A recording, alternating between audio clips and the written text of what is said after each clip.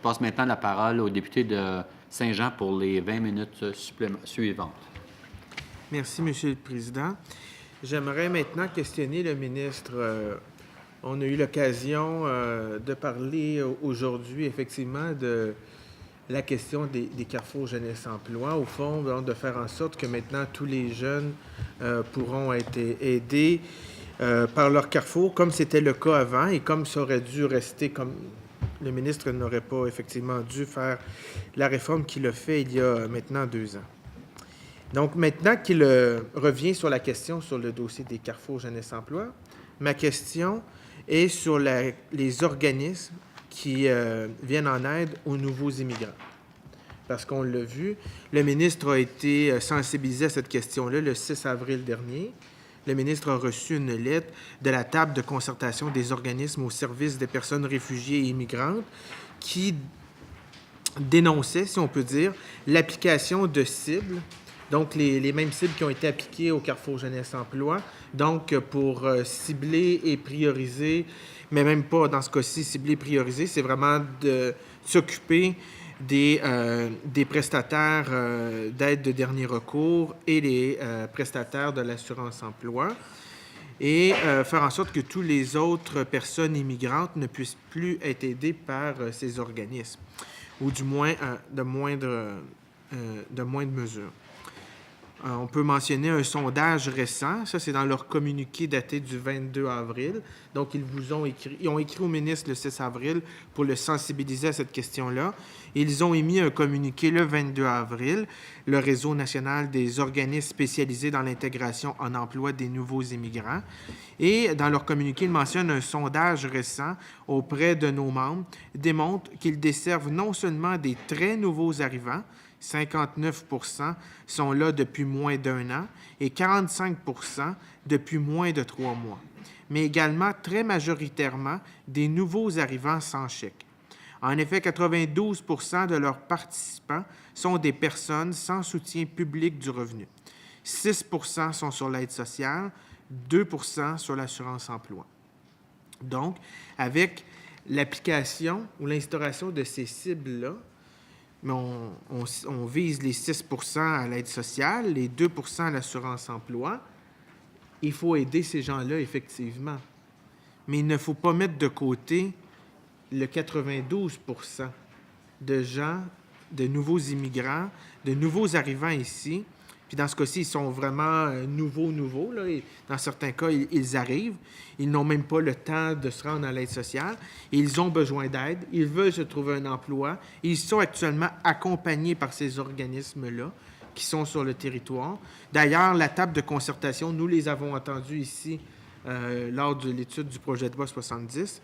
Donc, j'aimerais savoir de la part du ministre si son analyse est que pour les carrefours jeunesse-emploi, c'est une bonne chose de revenir sur l'ouverture à tous les jeunes.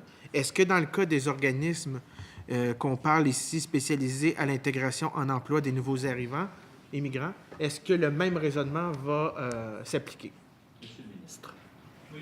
Alors, peut-être pour répondre à la question, là, je pense que c'est le député Saint-Jean qui lui-même là, utilise l'exemple des carrefours jeunesse emploi puis de l'évolution des choses, l'évolution récente des choses. À vrai dire, il n'y a eu aucun changement dans ce qu'on a annoncé aujourd'hui, dans le modèle de gestion que l'on s'est donné il y a 2 ans, là, quand il y a eu les réactions qu'il connaît très bien. Il n'y a aucun changement. C'est-à-dire qu'on est toujours par entente de service. Hein, c'est fondamental. On est par entente de service. On avait eu des réactions très fortes. Je me rappelle des échanges qu'on a eus là-dessus. On est encore dans ce modèle-là. Le modèle a fait ses preuves dans la tête des gens. Résistance au changement, c'est tout à fait normal. Et maintenant, ils voient bien que c'est un modèle qui leur convient, comme ça convient aux autres organismes. Alors, et rappelez-vous, à cette époque-là, disons, ça faisait partie un petit peu de la rhétorique de dire on veut rencontrer tout le monde, on ne veut pas uniquement rencontrer. Et ma réponse est bien sûr, on veut qu'ils rencontrent tout le monde, mais en priorité, hein, on veut qu'ils rencontrent. Alors, si je fais le parallèle avec les immigrants maintenant, nous sommes dans la même logique avec ces organismes-là, nous sommes en entente de service. Alors, il y a 2 possibilités dans ce que j'entends. Il est possible, comme les CGE d'ailleurs, c'est pour ça que la comparaison est intéressante, qu'on ait un refus de principe. On veut sortir du modèle d'entente de principe pour retourner ou aller vers la mission Et comme j'ai dit au CGE, puis je le dirais aux organismes qui travaillent avec les immigrants, nous n'irons pas dans cette direction-là. Nous allons continuer à être par entente de service. Par ailleurs, et c'est important de souligner, donc au niveau des principes, ça, on ne bougera pas. Mais s'il y a un problème au niveau de leurs ententes, si les ententes ne tiennent pas compte de certaines spécificités, bien sûr, on est là pour examiner ça d'un peu plus près, de voir exactement quel est le besoin. Mais lorsqu'on leur demande, en général, lorsqu'on demande à tous nos organismes de travailler en priorité avec un groupe, on n'évacue pas en la possibilité, et c'est toujours souvent négocié, d'aller aussi vers d'autres personnes qui ne sont pas touchées directement, qui ne sont pas des bénéficiaires de l'aide sociale ou de l'assurance-emploi. Monsieur le ministre, Monsieur le député de Saint-Jean. Merci, Monsieur le Président. Par exemple, dans le cas des réfugiés syriens, ceux qui sont parrainés par le privé ne sont pas inclus dans les cibles du ministère pour être aidés par ces organismes, mais ceux qui sont parrainés par le public le sont. Donc, on voit qu'il y a c'est quand même des réfugiés syriens qui ont besoin d'aide. Le gouvernement a dit qu'elle allait les aider. Dans un cas, ceux qui sont parrainés par le privé ne le sont pas ciblés. Ceux qui sont parrainés par le public le sont. Quelle est la logique? La logique, je veux vraiment être certain qu'on se comprenne bien dans l'échange. Je ne veux pas faire de glissement. Les réfugiés syriens sont parrainés. Hein? Et donc, le parrainage, c'est une entente contractuelle entre les parrains, les réfugiés et l'État, qui fait en sorte, là, je ne veux pas me tromper là-dessus, là, qu'ils ne sont pas admissibles à l'aide de dernier recours. Hein? Est-ce qu'ils sont quand même admissibles, les réfugiés syriens, au service d'Emploi Québec? Oui. Oui, mais pas même ceux qui sont parrainés, hein? Bien sûr. Voilà. Ils sont donc aussi admissibles au service d'employabilité qu'il y a dans ces organismes communautaires-là. Okay. Donc, ils ne sont pas admissibles à l'aide sociale comme telle, mais ils sont admissibles au service. Voilà, je m'y retrouve. Merci, Monsieur le ministre. Pour les parrainés, bien entendu. Monsieur le député de Saint-Jean.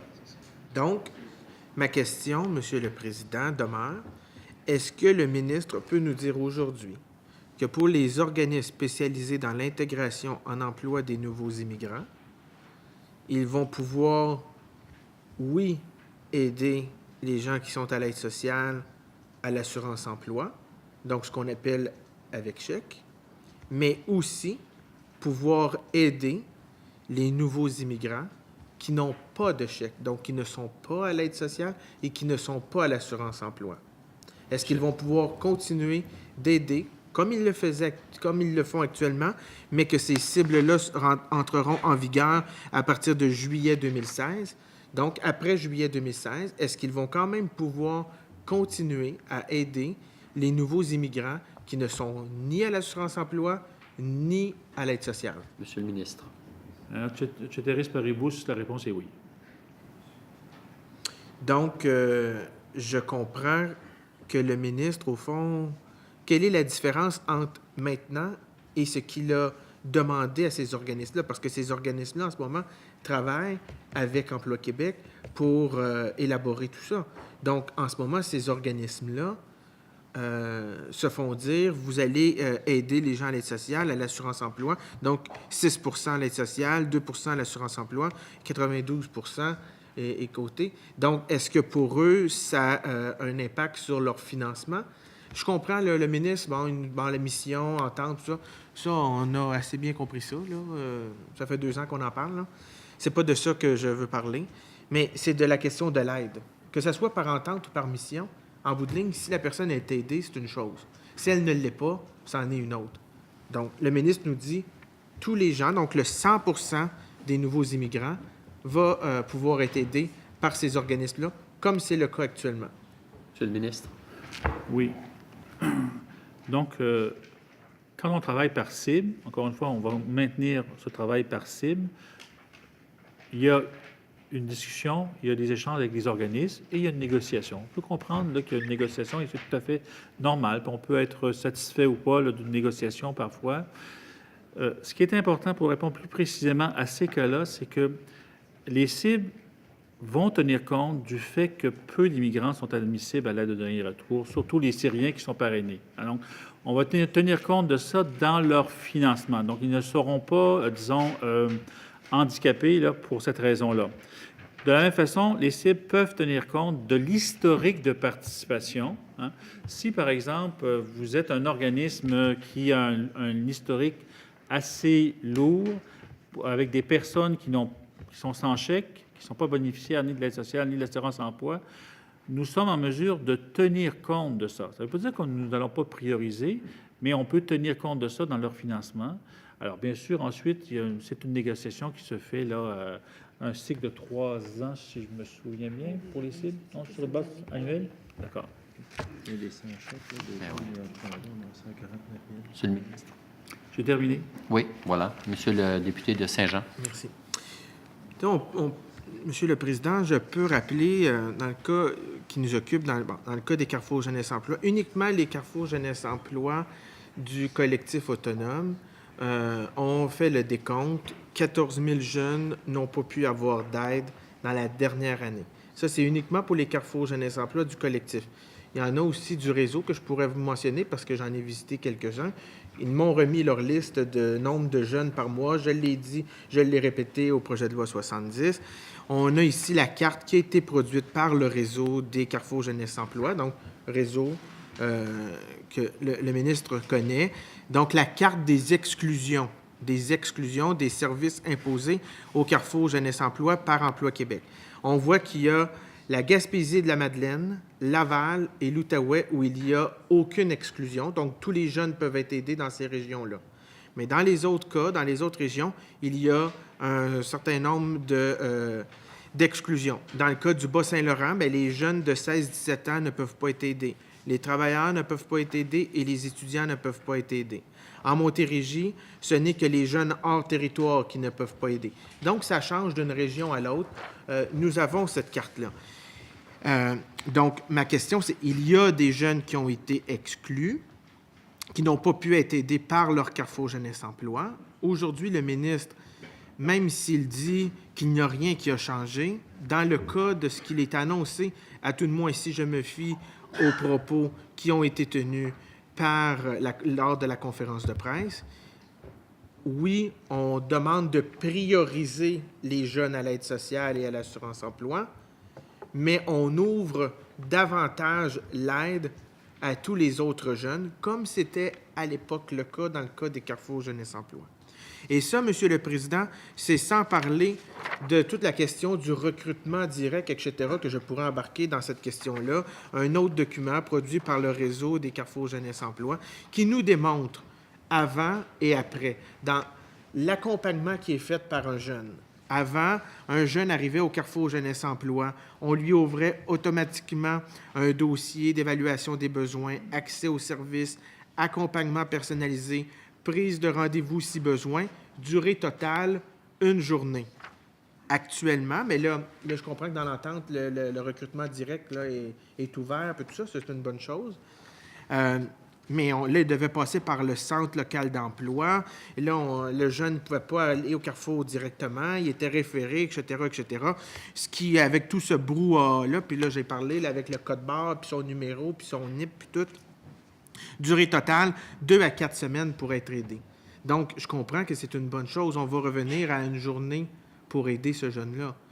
Mais dans le cas des nouveaux immigrants, est-ce qu'ils vont tous vivre ça aussi, là? Pendant 1 an de temps, ils vont faire des cibles, ils vont élaborer des plans, des ententes, etc., etc.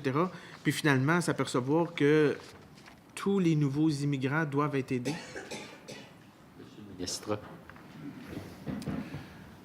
Alors, peut-être pour revenir un peu pour bien comprendre, sur les Carrefour Jeunesse Emploi, vous savez, Monsieur le député, vous avez été une source d'inspiration pour moi, hein, très souvent, notamment sur cette question-là, parce que, dans le fond, moi, j'avais souvent l'impression qu'on parlait à peu près des mêmes choses et des mêmes principes. Et il y a ce qu'on a signé aujourd'hui ressemble tout à fait à la vision que nous avions, mais il y a eu une période d'adaptation, appelons ça comme ça, dans laquelle parfois des chiffres circulaient, ceux que vous avez utilisés tout à l'heure, puis je ne veux pas dire que je m'inscris en faux contre ces chiffres, parce que pour moi, c'est du passé, là, puis j'ai déjà eu l'occasion de vérifier la validité puis le caractère robuste ou non de ces chiffres-là. Donc, on a quelque chose une entente extrêmement solide qui est saluée par le réseau. Maintenant, pour ce qui est des immigrants, bien sûr, on veut que tous les immigrants qui ont besoin des services d'emploi là, puissent s'y retrouver. On veut que tous les immigrants qui ont besoin des services d'employabilité offerts par des groupes communautaires. Mais en même temps, il est important pour nous de continuer à avoir un certain nombre de cibles qui tient compte de la réalité, qui tient compte de l'historique des organismes, mais qui nous permettent aussi d'avancer. Ce qui ne se mesure pas ne se contrôle pas, et c'est important là, qu'on ait ces objectifs-là, ne serait-ce que pour mieux se comprendre et pour qu'on ait plus de chances comme gouvernement là, d'atteindre les résultats là, que la population est en droit d'attendre des fonds que nous investissons là, dans le domaine. Député de Saint-Jean. Merci, Monsieur le Président. J'aimerais maintenant questionner le ministre. Nous aurons l'occasion de revenir sur toutes ces questions-là lors de l'étude du projet de loi 70, de toute façon. On a encore beaucoup on a quelques rencontres de prévues, je crois. Donc, on aura sûrement quelques heures encore de discussion, même si le ministre trouve que des fois, ça va trop vite, là. On va continuer quand même à bien faire les choses. J'aimerais questionner le ministre sur la question de l'action communautaire autonome au Québec. Le Réseau québécois de l'action communautaire autonome a écrit au premier ministre le 5 février dernier pour lui réitérer toute l'importance de l'action communautaire autonome au Québec. Rappelons que les organismes d'action communautaire autonome ont organisé et organisent une campagne de sensibilisation, de promotion de l'action communautaire autonome sous le thème « Action communautaire autonome, action gouvernementale exigée », avec 3 revendications. J'en ai abordé 2 précédemment dans un cas. La question du financement adéquat des organismes d'action communautaire autonome, je l'ai fait pour les organismes de défense collective des droits, mais ça pourrait s'appliquer à l'ensemble des organismes d'action communautaire autonome. La question de l'indexation annuelle de leur financement, mais ce n'est pas sur ces 2 questions-là que j'aimerais aborder ma question au ministre. C'est sur le respect de la politique gouvernementale. Parce qu'il y a effectivement une politique gouvernementale au Québec qui prévoit un statut à l'action communautaire autonome. Il n'est pas organisme d'action communautaire autonome qui veut. Le RQAK là, a produit un tableau très clair qui explique un organisme d'action communautaire versus un organisme d'action communautaire autonome. Ce n'est pas la même chose. On sent qu'il y a un certain nombre de ministères ne respectent pas la politique ou n'a pas une sensibilité à la reconnaissance de cette politique d'action communautaire autonome-là. Est-ce que le ministre peut rassurer les organismes d'action communautaire autonome comme ministre responsable, lançant un message à ses collègues ministres de l'importance du respect de cette politique-là pour les organismes d'action communautaire autonome? Monsieur le ministre. Et, Monsieur le Président, j'ai rencontré le réseau, je crois, il y a 2 semaines, si je ne m'abuse, hein, et ils m'ont fait part de cette préoccupation. Je dois avouer que c'est la première fois que je l'entendais formuler de cette façon-là, et du rôle que j'ai à jouer, vous avez raison, là, sur le sujet. Donc, on est en train de documenter le problème.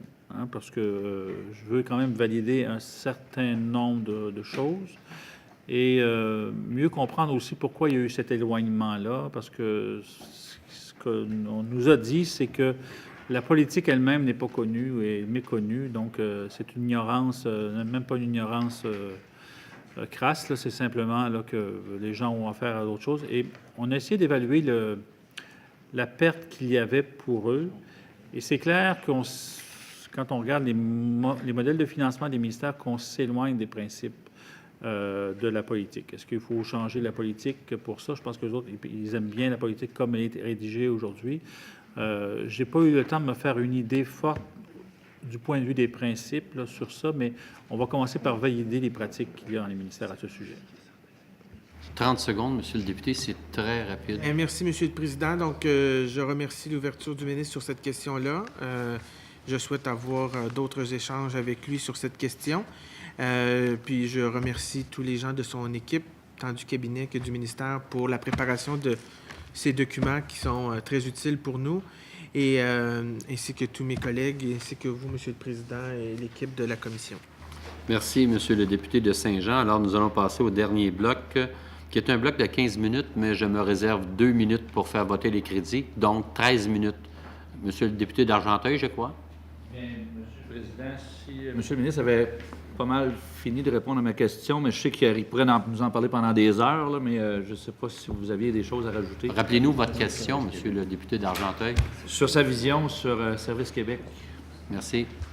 Alors maintenant, ce qui a été fait, là, il fallait procéder à certains changements de nature administrative. On a eu des longues discussions là, autour du projet de loi 70 là-dessus. Il y a un chapitre qui contient des modifications au statut, disons, juridique d'Emploi Québec. Si on veut vraiment que Service Québec devienne un organisme par appui qui accueille par des ententes plus sophistiquées que ce que l'on a eu aujourd'hui, parce que partager des bureaux, c'est une chose.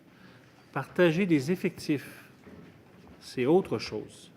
Faire en sorte que ces effectifs-là reçoivent la formation adéquate pour pouvoir recevoir des clientèles de différentes organisations, hein, tout en étant réaliste, c'est autre chose. Là, on parle d'un niveau d'intégration qui est beaucoup plus important. Donc, le projet de loi 70 fait en sorte de normaliser la situation d'Emploi Québec, lui donner un statut, disons, qui fait en sorte que Emploi Québec ne soit pas, disons, la terre d'accueil de ces organismes-là, même si les clés comme, disons, les centres locaux d'emploi comme lieu, là, c'est des lieux qui sont très favorables là, du point de vue de l'accueil, du point de vue des services à la population.